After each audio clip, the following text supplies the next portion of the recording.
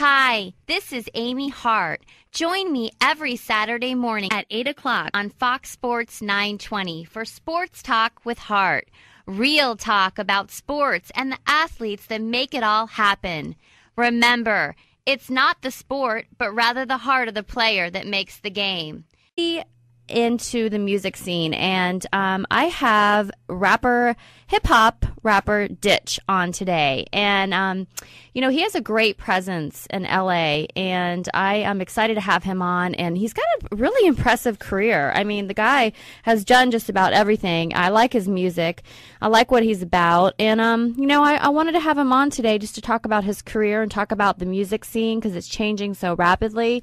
I think that music is really important in our lives. It moves us, and it's very creative energy, and so I'm just excited to have him on. All right. I want to bring Mr. Ditch on right now, and let's talk about his incredible career. Hey, Ditch, are you there? Hey, Amy, how you doing? I'm awesome. Hey, thanks for coming on today. Oh, of course. It's my pleasure, doll. Good. All right. So, gosh, I'm looking over all the stuff in your career, and it is quite impressive. You've done just about everything. You've been in the music industry for over 10 years. Start off and just tell us a little bit about yourself, like how you got started. Well, I actually started back in high school, and I used to just be in a cover band, and we'd play high school parties. We'd pack houses out. And, everybody always knew me through high school and college as the guy that would always pack a party. Even people in college were always careful to say, hey, look, don't let Ditch hear about this before the party actually starts because he'll have so many people there, it'll be shut down. I mean, this is all true. You could ask people in my college, people can, check Chapman University records and find out, I was the party animal in high school and college, and music has always been my one love, but I wanted to get my education underneath my belt. I wanted to get my degree from Chapman, which I did, graduate high school, of course. So it's really important to me to have a good, strong, solid education. I come from a very good family. My parents are still married, which is very rare in this society nowadays. Absolutely. They've been married since '69. So, education's always been very important to me. I don't come from the ghetto. I'm not insulting anybody who comes from the ghetto. As a matter of fact, I make music to try and help people pursue their dreams and come up out of the ghetto. But I come from Palos Verdes, which is a nice place. So I just kind of rap about my real life, and it's just been it's a daily grind for me, because I'm looked at as the white rapper, quote unquote, and a lot of people have a lot of expectations out of me, way beyond what they would expect from another rapper because of that, So I've been self-made, self-paid since like '99. Haven't had to work for anybody else since about 2002. I've been my own boss. Right. So things are going really good, and as you can see, I'm on the road. I'm out there doing it. Yeah, absolutely. And just to go back to your education and just really going after the things that are positive in your life, that is so important, I think. Especially being in the industry that you are, you have to be impressionable, and there's a lot of young kids that want to be rap stars, they want to be hip hop stars, but it's important that they also educate themselves so that if it doesn't work out, because it's a hard business, right? Right, it is, and I don't think I'd be as well off in it if I hadn't got the education, the college education. Some of the business dealings, I mean, it's, you've got to know what you're doing out here, and I have very strategic ways of marketing myself, of irking my haters a little bit without directly naming them.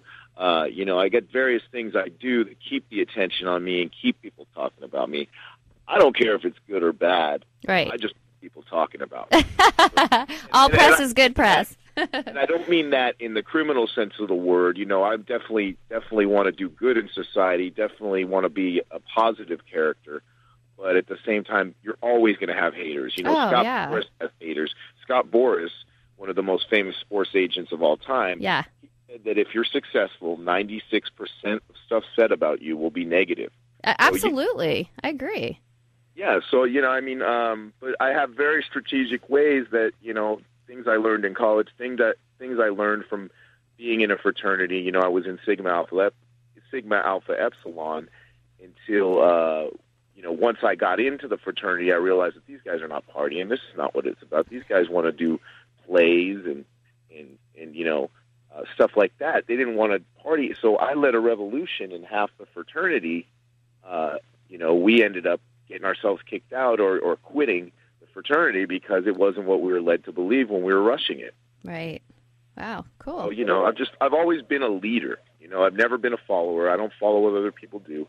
I don't copy what other people do. I've always been a leader. I've always set out to be myself, to be self-made, to be my own boss. Right, and that's what I want to go into, because I think that's very, very cool. So you repeatedly turned down deals from like major labels, and you own all the rights, like to 6 CD catalogs and to all your stuff. I mean, like, tell me about that, because I know for a fact that a lot of people sell out. And so tell me what you're thinking with all that. Like, what was your plan? Well, at first, my goal was to get the attention of the major labels. And then I really learned the business. I really studied what goes on. And the major record companies, they're going to have, let's say they do sign me tomorrow. Right. They're going to have 200 people supposedly working on my stuff. They're going to take all of the money, maybe give me pennies off every album. And what happens is, if they don't like the music or they don't think it's the next hot thing, which I'm not the next young thing, I'm in my 30s, I'm in my early 30s. What are you talking about? That's young. You know what I mean? But they're all, the music is always looking for the young, hot, new model, the Justin Bieber, the people like that. So, but what would happen is, I would lose everything I have, and I would just depend. The record label basically pimps you out. They basically own you. Mm-hmm. Yeah. So I found it very important from the beginning to always make sure I owned all my masters. I owned the rights to my music. I owned the rights to that whole Public Intoxication album, which has Shock G, Bishop Don Juan, Ika Mouse, who it's one of his few songs he's done with a white rapper.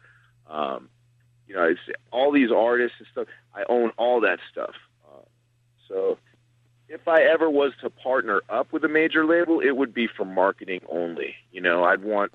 I'd give them some percentage, and in turn they would give me this amount of dollars for marketing, because other than that, I really can do everything myself and with my small team that I have. That's so funny, because I have that same mentality. I feel like it's just the new way. You can, if you know how to market yourself, the social media, and you know who you are, and you know your music for you and your style, you don't really need them. And they don't want you to know that. Right. They don't want you to know that. And see, nowadays with the internet, it's possible to know everything. Yeah. I mean, back when I started out, Amy, we're talking 1999, 2000. There was no Facebook. There wasn't even, I don't think there was even Google. If it right. was there, but, people didn't have the internet everywhere on their phones and stuff like that. I had to go and hang flyers up like back in the Motley Crue days did. You know what I mean? That's awesome. Flyers hand to hand. You had to hope that somebody would show up at your show. Right. There wasn't no reminding them on the Facebook, inviting all your friends, 5,000 friends at one time. No, I had to call each and every person and hope they showed up. And what's so cool about that is because you have that experience and knowledge, and now like, just with everything changing, that you can still own your rights to your stuff and you can still be successful because you've had that experience. I think that's really cool. I like that. Right, exactly. I'm so, I own my own rights, and I want it to always be that way. I may not be Hugh Hefner with the big house on the hill. I'm doing good. I got a nice place. I got cars. I'm happy. You know what I mean? I make money. I don't have to get in a van and go travel across the country to my shows. They pay me to fly out. They pay for my hotel. They drive me around like I'm Kid Rock. I'm happy. My ego's satisfied. All right. That's the most important thing. For me, it's really, really not about the money. Right. For me, it's about the show. Good. On that stage and releasing what I've got in me, this musical, I would call it a gift. I don't know if other people call it a gift. I call it a gift to be able to do what I love to do. And, it ain't about the money. It's about the show. If I'm on stage someday for 10, 15,000 people, I've made it to where I want to be. I've achieved my goals, and I'm happy. I've played for a couple thousand people here and there. 4 or 5,000, something like that. But I've never played a big festival like, Woodstock or the Download Festival. That's my goal, is to get on that stuff. And again, promoters can mark this down too. Let's get Ditch. He said it's not really about the money. You know what I mean? If I think a show's good and they don't really have the budget anymore, and I think it's going to benefit my career and I'm going to love doing it and the people are going to love my music, I will pay for myself to go do it. Right. I mean, how about that? And I think when you said it's a gift, absolutely it's a gift. And you know what? Freedom is a gift. You have the freedom to express yourself. You have the freedom to own your own rights to what you've created. And let me tell you something. I don't think there's anything better than that. So I think that's awesome. Absolutely, you're right, Amy. I mean, look, I'm right now. I'm in Lake Mission Viejo. I'm about to hit the gym when we're done talking. I'm looking at the beautiful water, the birds flying around, the blue sky. There's other people that are going to their 9 to 5 right now. You know what I mean? And yeah. I set out to, I got a taste of that 9 to 5 life. During college, I worked for an attorney, and I realized, hey, you go to sleep at night to get up to go to work, to have the place to sleep so you can work, car so you can get 2 days a week to enjoy yourself. No, I'm going to live every single moment of my life. I'm going to be my own boss. Absolutely. Okay, so let's talk about your music a little bit. Like, what is your style of music for you? I mean, I would call it hip-hop. I mean, there's really not a better name for it. It's not rap, because rap would be more, I would say, on the gangster tip, on the old school tip. It's more hip-hop. Some of the stuff fits really good with clubs. If you listen to a bunch of my stuff, you see I'm all over the map. I never want anybody to say one song sounds like the other. So I'm always trying to keep it as diverse and as original as possible, Cool. So, like, who are some of the artists that have inspired you, like, over the years to really create your music? I mean, it starts with Ice-T back when I was a kid, walking through the snow. I lived in Connecticut for 2 years. The only time I've ever lived in the middle of my life. I lived in Connecticut when I was 14. The only time I've lived away from California. I was walking through the snow with Ice-T, Motley Crue in my headphones. I mean, Ice-T just blew me away because, back then he was not on TV, with his wife.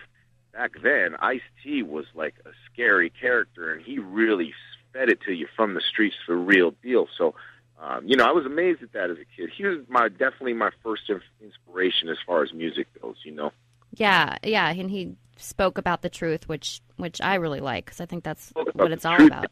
And then to read, when I went to perform with him, and I opened for him, I was the only opener in Texas on a show at a strip club out there. A big show. It was great for him and Coco. And I decided, hey, I'm going to read his book on the plane. And when I read his book and realized that he really did all that stuff, he really robbed jewelry stores and stuff like that. I mean, I was like, wow, this is what I was listening to as a kid, and this guy was really, really doing it. It wasn't a joke, Yeah, I think I like Ice-T, and I think that Coco, I mean, they're great together, but I think she's kind of like softened him up a little bit. Yeah. Well, of course, but I mean, you know what? That's what we make. That's the sacrifices we make as men. I mean, you want a good woman, you want a beautiful woman, you want a famous woman. You gotta. Sacrifices. Well, no, you know what I'm saying. You gotta always tone things down. In that case, 'cause, I mean, I don't think I'll ever meet a girl that wants to party as hard as I do, which is good. I don't want that, Right. Yeah. And after a while, I mean, you can only party hard for so long. Right? I mean, and if they had a measurement on that, people would they'd have me on a pedestal. There'd be parades for me when I came in. I'll tell you, I have maxed out the party, and all my good close friends know that's true. Hey, you're living the life, You got to do what you want to do. Yeah, and then I had the other, Motley Crue was also an influence. They were the other tape I had in my jacket, because these were tapes. They were the other tape I had in my jacket, Dr. Feelgood, Girls, Girls, Girls, and I'm like, man, this is for me. You know what I mean? I have a little secret rocker chick inside me too. I love like Motley Crue. I used to love Tesla. I like that stuff. I still like that kind of music. They were great. Yeah, for sure. They still are great. Legends. Yeah. I mean, Motley Crue just got done doing the Hard Rock for 2-3 weeks in a row. Icons. They're still icons, They are. And then over the years, a lot of the hip-hop has changed a lot, So nowadays I like 50 Cent. I like his role. I like his business model. I like him as a mogul, as a rapper. I like Lil Wayne a little bit. Some of it starts to sound the same. But DMX has always been somebody that's inspired me. Those are artists that are really, really strong,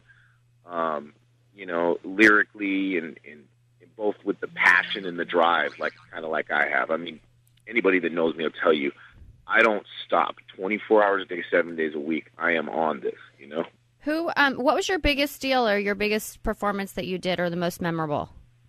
There's a couple, if that's all right. One was the Palms in Las Vegas. I played for like 3,000 people out there. I was the only guy with a microphone. The rest of the weekend was DJs.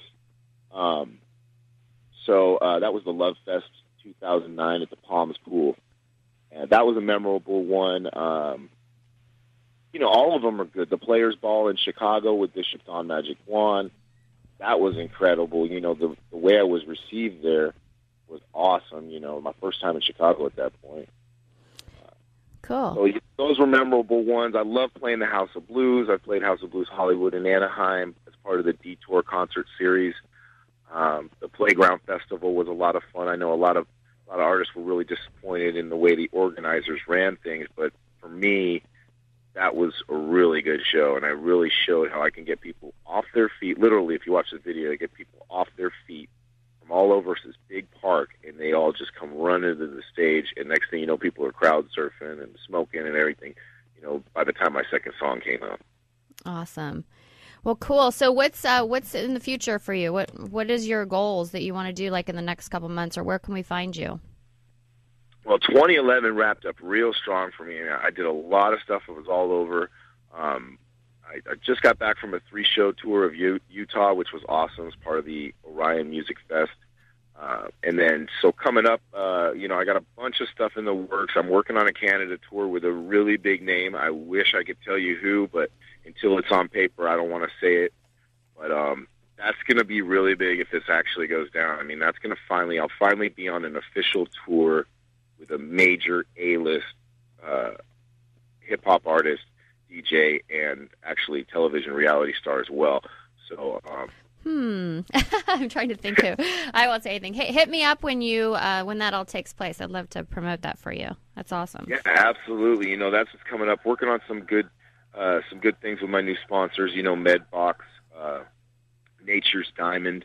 The people that keep money in my pocket, the people that take good care of me. Lots of shows coming up. Heading back to Utah. Going to head to the East Coast. I'm going to start doing a lot less shows in Southern California because it's kind of oversaturated with me out here. Right. And start spreading them out a little more. Every other month, maybe one in Hollywood or something. I played some of the hottest clubs, Amy, in Hollywood. I played Colony, Ladue, Crest. Area was one of the hottest clubs before it was changed. Listen, so I've definitely, I've done over 600 shows. Heck yeah! I told you, I before you got on, I don't know if you were listening, but I said you have this impressive career. I mean, you really have done a lot, but I mean, what's cool about it is you're still really grounded, and you own all your rights. That's the greatest part about it. So I love it. I love my music catalog, and I love my career, and I really, like I said, it would be really hard for me to sign to a major label or change that for anything. They'd have to be coming up with some Elvis money. You know what I mean? Do you write your own music? I have wrote some of my beats, but I work with a few producers and 3, like the Lou John, Bruce Vecto did a whole album for me. But I write all my own lyrics, though. All the lyrics you hear, there's never been one lyric that has been put into my song that was not written by me. And you have a clean version and a dirty version, right? Yeah. Most stuff, when they say we need clean music, I got to go into the studio and kind of clean things up a little bit usually because, I'm that dude. But at the same time, I've been steering my music a lot less on the profanity and a lot more on the actual lyrics. And actual, I want kids that are 10 years old, no homo, to sing along to my stuff. You know what I mean? I want parents to be like, yeah, no, this is a good song. You know what I mean? So, I mean, if they could do it with Ludacris and people like that, they could do it with me, Heck yeah, absolutely. Got your thing going on. So, Noah, tell me, are you into sports at all? I got to ask you a little bit about sports. Who's your NBA team? Oh, well, come on. It's the Lakers. Well, I never know. Sometimes I know you're living in California, but that's it? That's your team? That's true. But, yeah, I stick by the Lakers, whether they got, whether they're in the finals, they got a championship ring, or they're losing to the Clippers. I stick by the Lakers. You know, a lot of people just, you know, they're fair-weathered fans, come on board when the team's doing good, and then all of a sudden they put their flag up in the car window, and the team doing bad, they put the flag in the garage. You know what I mean? Yeah. You got to stand by your team. Kobe could go, and I'd still ride for the Lakers. Right on. You're a true Lakers fan. That's sweet. You got to be. Got to be. Cool. Well, now tell us a little bit, like tell us your Facebook or your website. Where can we find you to get your website, music? Your discretion is advised, of course, but my website is LethalTenderMusic.com. That's LethalTenderMusic.com. You guys can find me on Facebook. Just look up Ditch Moet. I'm on their Facebook. You know, Twitter is at Ditch420.